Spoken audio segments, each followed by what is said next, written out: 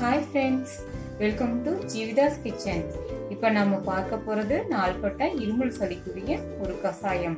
வாங்க பார்க்கலாம். கற்பூரவள்ளி தலைங்க. இது பொதுவாக கிருமி நாசினி, காய்ச்சல், சளி, இருமல், தலைவலிக்கு ஒரு நல்ல அருமருந்தா இருக்குதுங்க. குழந்தைகளின் அஜீரணத்தை போக்கும் தன்மை உடையதுங்க. இது வேர்வை உண்டாகக்கூடிய தன்மை இதுல இருக்கு. மூக்கில் நீர் வடிதல், தொண்டை கட்டு, தொண்டை கம்மல் இதெல்லாம் குணமடையுங்க. துளசிங்க. இது மன இறுக்கம், நரம்பு கோளாறு, ஞாபக சக்தி இன்மை, ஆஸ்துமா, இருமல் போன்ற பிற தொண்டை நோய்களை உடனே குணமாக்கும் தன்மை இதுல இருக்குதுங்க. உடலின் நோய் எதிர்ப்பு சக்தியை இது அதிகரிக்குது. வெத்தலைங்க. உடலில் நீரேற்றம், தலையில் நீரேற்றம், தலைபாரம், உணவு செரிமானம், மந்தம், குரல் கம்பல், வயிற்று வலி, வயிற்று உப்பசம் இதெல்லாம் நீங்குங்க. அடுத்தது மிளகுங்க. 10 மிளகு இருந்தால் பகைவன் வீட்டிலும் உண்ணலாம் அப்படிங்கிறது பழமொழிங்க. இது எல்லாருக்குமே நல்லாவே தெரியும்.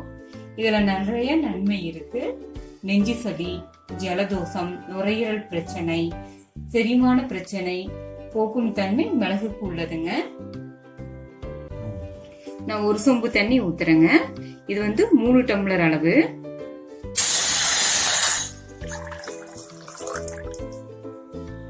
இது நல்லா சூடாகட்டும். தண்ணி சூடாயிருச்சுங்க. அரை கைப்பிடி அளவுக்கு நான் துளசி போடுறேங்க. அதே அளவுக்கு கற்பூரவள்ளி தழை போட்டுக்கலாம். நம்ம 2 சின்னது வெத்தலை. நான் இதுல 3 டம்ளர் தண்ணி ஊத்திருக்கேன். 1.5 டம்ளரா நல்லா கொதிச்சு சுண்டி வரணும். வெத்தலை, துளசி, கற்பூரவள்ளி தழை இதுல இருக்கிற எசன்ஸ் எல்லாம் தண்ணியில நல்லா இறங்கி நல்லா சுண்டி வரணும். அது வரைக்கும் இருக்கட்டும். தண்ணி பாதி அளவுக்கு சுண்டிருச்சு. நல்லா மனம் வருது. இந்த சமயத்துல நம்ம மிளகுத்தூள் ஆட் பண்ணிக்கலாங்க. மிளகுத்தூள் லாஸ்டா தான் நம்ம ஆட் பண்ணணும், இல்லைன்னா அதோட தன்மை குறைஞ்சிரும். மிளகுத்தூள் ஆட் பண்ணோடனே நம்ம ஸ்டவ் ஆஃப் பண்ணிடலாம். கஷாயம் ரெடி ஆயிடுச்சுங்க.